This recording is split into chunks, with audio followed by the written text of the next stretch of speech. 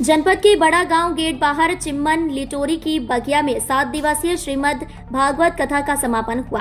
भागवत कथा भाषण के लिए वृंदावन धाम से पधारे खिलन कृष्ण शास्त्री ने श्रोतागणों को भागवत कथा कर सुनकर मंत्र मुग्ध कर दिया। कार्यक्रम के अंतिम दिन समापन के साथ विशाल भंडारे का आयोजन भी किया गया। इस अवसर पर मुख्य अतिथि के रूप में समाज सेवी डॉक्टर संदीप सरावगी उपस्थित रहे। कार्यक्रम को सफल बनाने में मुख्य रूप से अंकुर गोस्वामी, जगदीश प्रजापति, नीरज साहू, संजू तिवारी का विशेष योगदान रहा।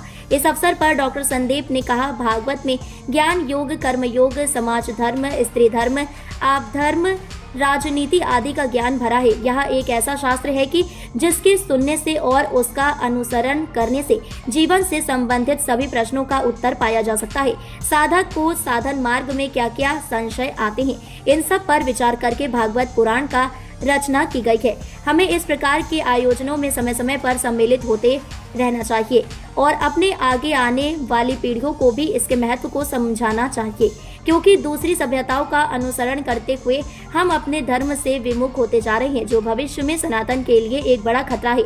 हमें अपने वेद पुराण आदि धर्म ग्रंथों को कुछ समय निकालकर नियमित रूप से पढ़ना चाहिए। इन्हें पढ़ने से निश्चित रूप से आपके जीवन में सकारात्मक बदलाव आएंगे।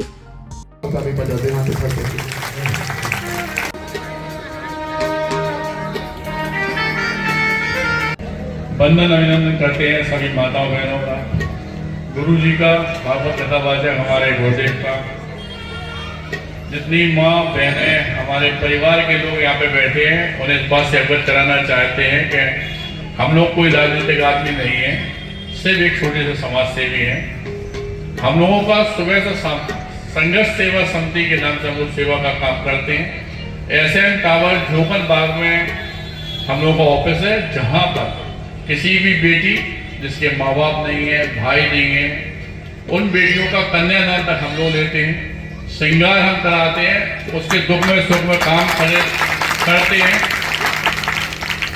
और इस बात का जात पात हम लोग यहाँ नहीं होते। इस बात का सबसे बड़ा उदाहरण ये है कि सनातन धर्म के अंतिम पायदान पर खड़े हुए वाल्मीकि बेटियों के भी पैर धोकर हम लोगों ने कन्यादान किया।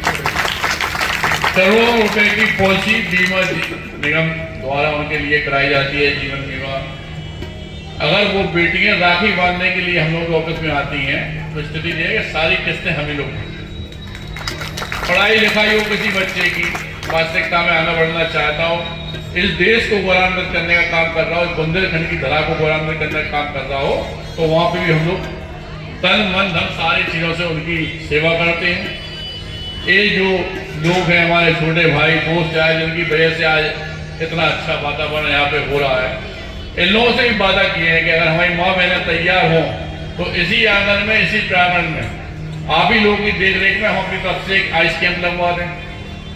किसी को मोतिया बिंदु तो फ्री इलाज,